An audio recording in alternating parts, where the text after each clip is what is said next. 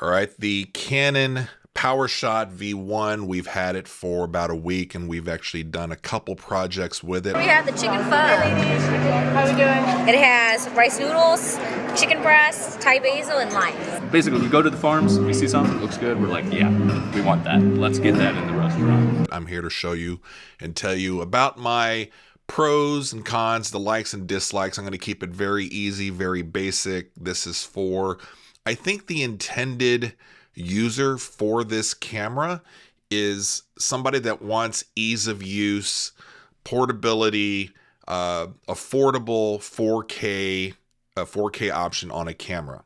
So definitely have my likes and a couple dislikes, but if we just want to cut to the chase, I absolutely do recommend for the average user, this is a great deal for $8.99, an all-in-one that you're going to need to do all of your social media videos, YouTube videos. So if you're kind of like the DIY dad, you're doing food stuff, you're doing just basic entertainment reviews, this is definitely the camera that I would recommend right now. First of all, and I've got my list here, so I'm all organized. I have used this, like I said, on two projects so far. One was the St. Louis Great Taste last week, where the food critic from the St. Louis Post-Dispatch, Ian Froh, brought in, it was like 43 restaurants at the St. Louis Science Center for one night to basically showcase their foods for everybody all in one place. It was an awesome event. I was able to test it out. That was my first time testing out the Powershot V1 there. And then I'm currently, for my work, my job, my company right now, I'm doing an interview graduation video for a pre-K school. And we do like one-on-one interviews and show them working at their workstation. It's pretty cool. It's kind of cute for the parents and everything.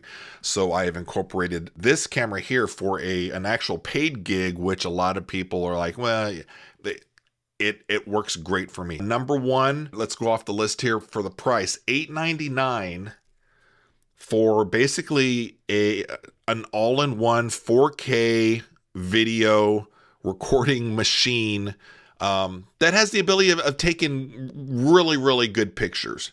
So as a photographer, videographer, I do have my other professional kit that I usually use for photos and everything. I've got a 5D Mark IV, backup 5D Mark III, a whole bunch of EF lenses and everything.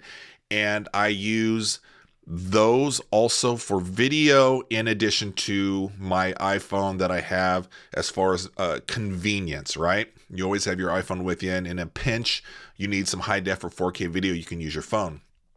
This right here does that job, and it does it very well. For $8.99 to get something in this kind of a form factor to where you guys can take this anywhere you go.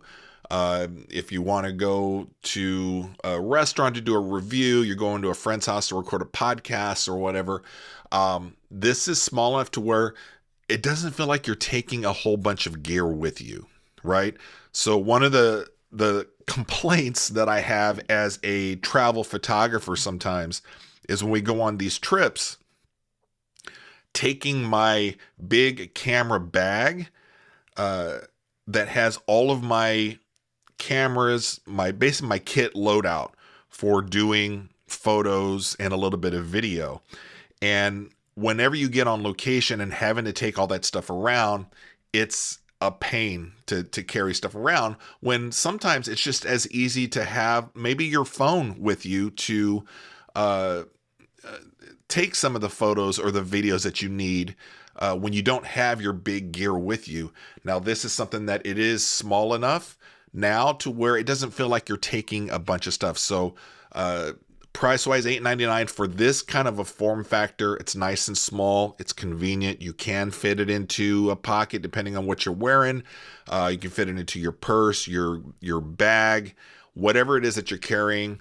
I love the form factor of this camera. You can take it pretty much everywhere, and it doesn't seem like you're taking a bunch of big oversized gear. So for $8.99 to get this form factor as a great 4K recorder, this is kind of the way to go. We mentioned the phone, having the iPhone with you, and a lot of times, and we did a podcast one day where we were talking about what's the best camera to take on these travel story trips that we do.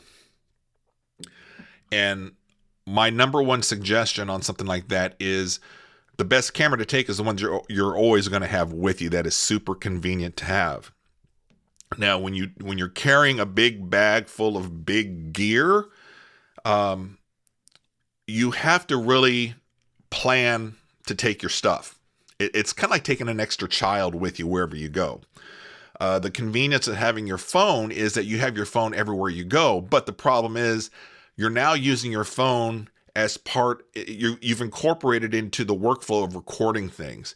And I don't know about you guys, and I've done it a lot, but this is the reason why I did end up getting the Powershot V1, is I wanted to take a lot of the functionality that I have with my phone and disconnect the phone from doing a lot of the video. You start getting all these video clips in there, you start working on your phone, and then you're going to quickly realize, one, you're limited on space, and then all of a sudden your phone, which you use for communication, surfing, browsing, information collecting, gathering, all that stuff, you can't use it as much for that, because now you're using it to gather your content. So if you're recording something and you're using your phone, you can't use your phone for notes, for other things that you need your phone for. So I wanted to get away from the phone, but continue with something that has the small form factor like the V1. So this is allowing me to kind of disconnect the phone from recording content and placing that all for here. So whenever we do travel stories, or I need a backup kind of a B-roll camera or whatever, I can use this now for that purpose and keep my phone separate for communication and all that good stuff. Another thing that I really like about the V1, this is a great flip out screen. And for anybody that does like talking headshots or whatever, obviously this is a must, so that when you've got the camera pointed at you, you can get yourself in frame, you can see it kind of live. I do really like this, but the key for me that I realized when we were doing our graduation video yesterday is when you have the phone like this, it's a third point, part of the stabilizing triangle that you have to keep the shot nice and smooth, nice and steady. In addition to already having a great internal stabilizer here within the camera, having a wider holding point to where you can move the camera around and get a steadier shot than as opposed to if you're doing this. Now this is where, with it being a smaller form factor, I've got big hands, you're kind of moving around. You can't keep it as stable. But with that camera flipped out, and then if you were kind of doing this, so you're kind of watching what you're doing, you're able to stabilize a lot better with a wider holding point on that. Another big positive, and this is usually with Canon cameras and Canon products like this, the feel of this camera, the grip that is used, the weight of it, it's not I would say a super light this feels like this, you've got a good quality camera in your hands, but the grip that I think most Canon cameras have, and I've always grown up and worked with Canon cameras, they have a nice grip. So as you're holding it, it just feels good. And what I'm getting used to now is doing talking head videos to where you're actually holding the camera out and about, which is kind of hard for me because I don't have the most steady of hands, right? But you're holding it out and about at a certain distance. And that's the great thing about the lens as well. It's wide enough to where you're not holding it out like as far as you can and you got arm fatigue holding onto it. You can hold it somewhat close to yourself and you still have plenty of space to get some background, to get yourself in the middle of the shot, to talk and everything. But holding it feels good. It just feels nice in your hands. Another big thing for me is having a 4K recording solution on a camera to where I can record basically unlimited and not have to worry about overheating or where it shuts off after 15 minutes. Now my 5D Mark IV and my 5D Mark III, when I'm recording certain events that go over like 15 minutes, I have to mentally factor that in to where I'm checking the cameras and having to, when it's getting ready to stop, or I'll manually stop it and then restart. And that's where I kind of do my cuts and my transitions and everything. It's kind of a pain to cover for that. For certain events, I have used my phone as the backup camera that's getting kind of the wide 4K shot, and I'll let that just run, right? Well, that goes back to one of the benefits of getting away from the phone is if this is recording, I can't use the phone for anything. I can't use it to communicate with team members. I can't use it to communicate with my clients. So going back to that advantage of getting away from using my phone, using it as part of my my content creation, we're using basically the camera, and now it's designed. You got this little fan over here to where, okay, if the internal components start to get hot as it's running and recording in 4K, this fan is going to run a little bit. And as long as I've had it over a week, I have yet to even notice the fan even coming on. I think it's come on, but I'm able to record basically as long as I need this to. So in certain situations like a graduation ceremony, which we'll have next month, I will now be able to have this as my main camera recording everything, and I can just let this go and not have to worry about it overheating or cutting off or anything like that. So that is a big plus for me in my workflow, and one of the reasons why I went with this camera. The other big, and this is the last pro that I have for this camera that I've noticed in the week that we've had it and used it, is the audio recording for the V1 is excellent. So, like I said, last week we did some video at the St. Louis Great Taste. We're at the Science Center. There were hundreds of people there. There's a lot of background noise and everything. This I shot without any kind of external microphones or anything. All right, so here we have the chicken pho. Hi ladies, how we doing? It has rice noodles, chicken breast, Thai basil, and lime. We walked in, interviewed some of the chefs, some of the people that were there kind of with their restaurants, and the audio that it was able to pick up and separate from background noise was fantastic.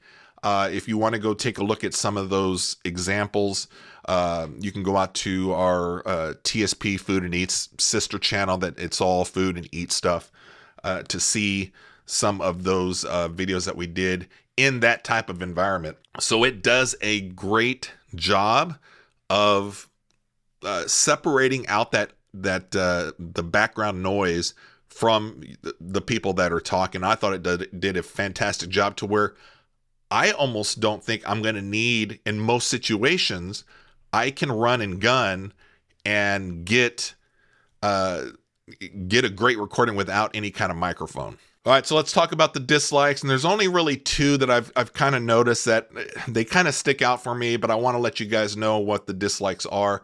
Button placements for a camera this size. And again, one of the advantages of the whole form factor is that it's nice and small, right?